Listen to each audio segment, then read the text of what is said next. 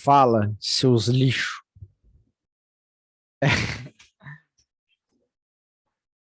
É, Me desestabilizei, xingando eu mesmo. Beleza. O que rolou foi que a gente leu, eu li, na verdade, da instrução, que é algo sobre escolaridade do indivíduo, né? Mas o relevante foi entender que o artigo 24 estabeleceu o que os próximos artigos vão falar, né? Tem um capítulo que são os elementos do tratamento penitenciário, e aí as sessões vão falando, né? Da instrução, da religião, da disciplina, da cultura, da recreação, do esporte, contato com o mundo exterior e relação com a família. A gente estudou a sessão 1 e aí a gente vai estudar a sessão 2. Então, o artigo 24 agora está remetendo a gente agora lá para o artigo 39. E é isso aí. Tá aquele pau.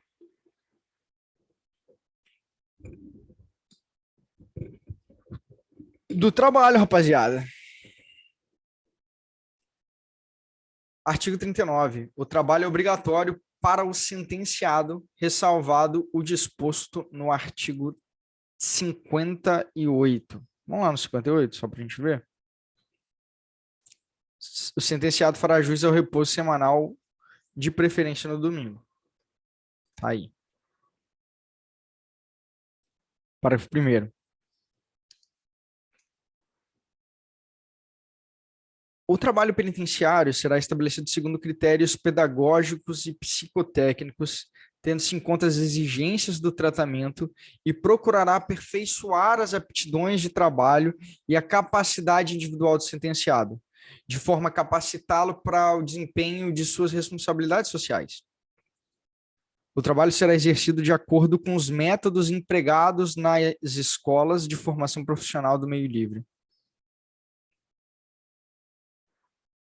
Na contratação de obras e de serviços pela administração pública direta ou indireta do Estado, serão reservados para sentenciados até 10% do total de vagas existentes. Para fins do disposto no parágrafo 3º deste artigo, será dada preferência aos sentenciados que cumpram pena na localidade em que se desenvolva a atividade contratada, que apresentem melhores indicadores com relação à aptidão, à habilitação, à experiência, à disciplina, à responsabilidade e ao grau de periculosidade, apurados pelo poder público e registrados em cadastro próprio. Artigo 40. A jornada diária de trabalho do sentenciado não excederá a 8 horas. Artigo 41. A resistência ao trabalho ou a falta voluntária em sua execução constituem infração disciplinar, cuja punição será notária no prontuário do sentenciado. Então tá aí, ó. Pô, isso é importante. Resistir ao trabalho ou faltar voluntariamente é uma infração disciplinar, cuja punição será anotada no prontuário. Então, isso é legal a gente pensar que o trabalho ele é obrigatório, mas ele não é forçado, né? Ninguém vai chegar lá e vai obrigar o preso a trabalhar no sentido de colocar uma bola de ferro nele ou fazer qualquer coisa do tipo. É obrigatório. Tanto que o descumprimento acarreta em uma pena disciplinar, que vai ser anotado no prontuário, mas não é forçado. Artigo 42. A classificação para o trabalho atenderá às capacidades física, intelectual e aptidão profissional do sentenciado, com vistas à sua ressocialização e formação profissional. Pô, dependendo da idade do indivíduo, ele vai ter que ter um trabalho correspondente ou não trabalhar, assim como se esse indivíduo ele tiver alguma limitação física em virtude de qualquer circunstância. Artigo 43. Aplica-se no estabelecimento penitenciário a legislação relativa à higiene e à segurança do trabalhador. Artigo 44. Para a prestação do trabalho externo, serão consideradas, segundo o parecer da Comissão Técnica de Classificação, a personalidade, os antecedentes e o grau de recuperação do sentenciado que assegurem sua regular e efetiva aplicação ao trabalho, bem como respeito à ordem pública. 4.5. O sentenciado em regime semiaberto poderá, com autorização judicial, frequentar na comunidade o estabelecimento de ensino ou formação técnica ou formação profissional ouvida a comissão técnica de classificação, observado o disposto nos artigos 122 a 125 da Lei Federal número 7.210, de 11 de julho de 1984, que é a LEP.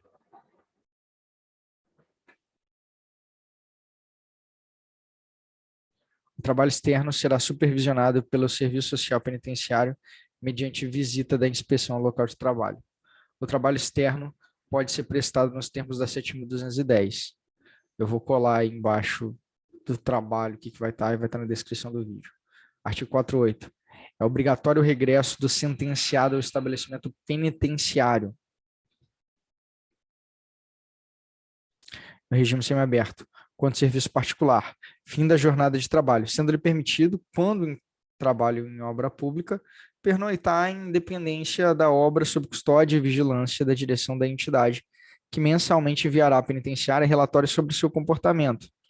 A LEP tem uma previsão exatamente igual, né? Ele tem que regressar, se ele está no regime semiaberto trabalhando fora da unidade, e ele pode até não regressar e dormir no trabalho, mas vai ter essas condicionantes. Não sei se dá para dizer que são condicionantes, eu vou ter que reler aqui e verificar. O serviço particular sendo permitido quando em trabalho em obra pública, pernoitar a independência da obra sob custódia e vigilância. Tem então essas condicionantes. A condicionante é ter uma custódia e vigilância dessa entidade e esse envio de relatório mensal sobre o comportamento. Artigo 4.9. Deverá ser imediatamente comunicada à penitenciária a ocorrência de acidente, falta grave ou evasão, podendo o sentenciado, nas duas últimas hipóteses, o direito à prestação de trabalho externo.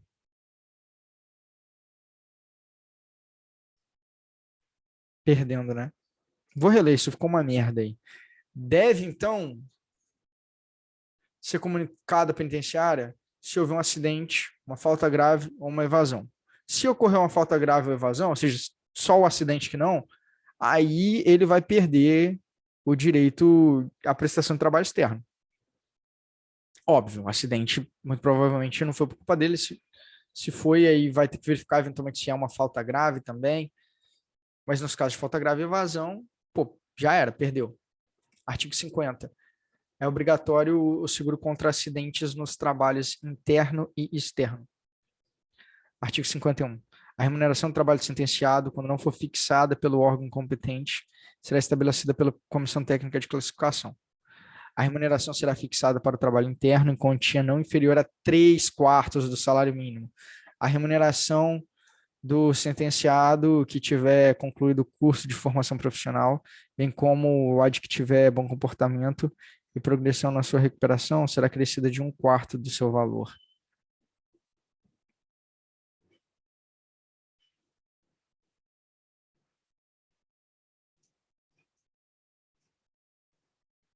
Maiorzinho mesmo, galera, do trabalho e mais relevante. Então, assim, o preso ele não tem direito à CLT. Ah, tem debate, blá, blá, piriru, paroró, cadê meu Grey's Anatomy? Não tá ali mais, tipo, putz, acho que o que interessa pra gente nesse momento é uma leitura e uma objetividade. 3/4, é essa a remuneração mínima para ele, e se ele tiver, né, concluído o curso de formação, vai crescer 1/4. Pô, tá pica. Então, concluindo formação e bom comportamento, e aí você vai ter 3/4 mais 1/4, 1. Mastermind.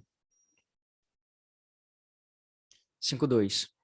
A prestação de serviço pelo sentenciado será de cunho exclusivamente pedagógico, com vistas à sua reintegração na sociedade, não implicando vínculo empregatício, ressalvado o trabalho industrial exercido em fundação, empresa pública com autonomia administrativa ou entidade privada, o qual terá remuneração igual ao trabalhador livre. Não tem vínculo empregatício. Exceto industrial exercido em fundação, fundação, empresa pública com autonomia administrativa ou entidade privada, que a remuneração será igual. 5.3. O contrato de prestação de serviços para o trabalhador externo do sentenciado será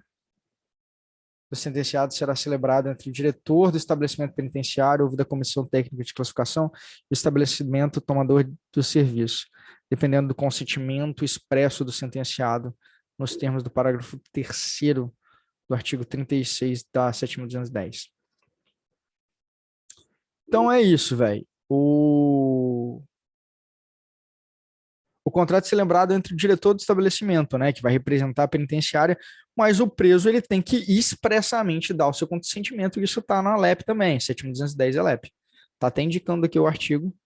Falei, vou colacionar aí na descrição do vídeo. Se não tiver também, problema meu, né? Parágrafo único. Nas licitações para obras... Nossa, é chato. Nas licitações para obras de construção, reforma, ampliação e manutenção de estabelecimento prisional, a proposta de aproveitamento mediante contrato de mão de obra de presos, nos termos deste artigo, poderá ser considerada como fator de pontuação a critério da administração.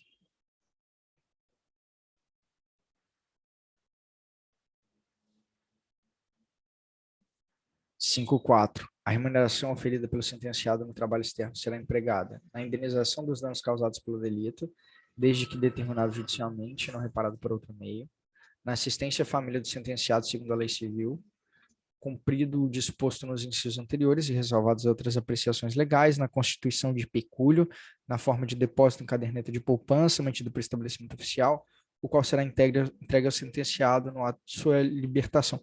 Bicho, isso é muito parecido com a LEP, tudo isso, se não tá exatamente igual, tem o mesmo intuito da LEP, é absurdamente parecido. Claro, tem uma outra coisa que acresce, eu acredito também, tô falando sem muita convicção, mas acredito que tenha um ponto ou outro que seja diverso, não no sentido de que conflitam, mas de que acresce, né? Artigo 55. A contabilidade do estabelecimento penitenciário manterá registro da conta individual do sentenciado. 5.6. As despesas de manutenção e as custas processuais não poderão ser deduzidas da remuneração do sentenciado que se distinguir por sua conduta exemplar. Porra, despesa de manter o preso lá, se o cara tiver grana, tem que ser cobrado dele. Ah, isso na prática acontece? Sei lá, meu parceiro, mas tem que acontecer. É o DVC, a lei está prevendo isso. Só que isso não vai poder acontecer se esse indivíduo se distinguir por ter uma conduta exemplar. As despesas de manutenção e as custas processuais não poderão ser deduzidas da remuneração do sentenciado se distinguir por sua conduta. Então, além da manutenção, as custas do processo. Parágrafo único. A conduta é considerada exemplar quando o sentenciado manifesta, durante a execução da pena, constante empenho no trabalhar e na aprendizagem escolar e profissional, bem como o senso de responsabilidade de seu comportamento pessoal. Garganta já está estourando. Artigo 5.7. Excetuam-se da obrigação de trabalhar os maiores de 70 anos, os que sofram enfermidade que os impossibilite para trabalho, e a mulher antes e após o parto, nos termos da legislação trabalhista. Artigo 5.8. O sentenciado fará jus a repouso semanal, de preferência no domingo. Artigo 5.9. Será concedido descanso de até 1 mês ao sentenciado não perigoso, de bom comportamento após 12 meses contínuos de trabalho, dedicação e produtividade. Tá bom. Vamos entender esses bagulho aqui.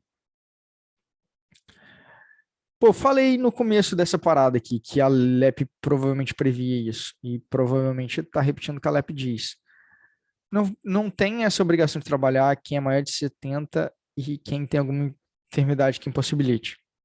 Pô, tem direito o trabalhador, né, preso, a descanso semanal remunerado, de preferência no domingo. E vai ter esse direito a 1 mês de descanso, que dá para falar que é férias, mas a lei não está dizendo que é férias. Então, fica ligado nisso aí. Pica. Valeu. Beijo no sorriso de vocês.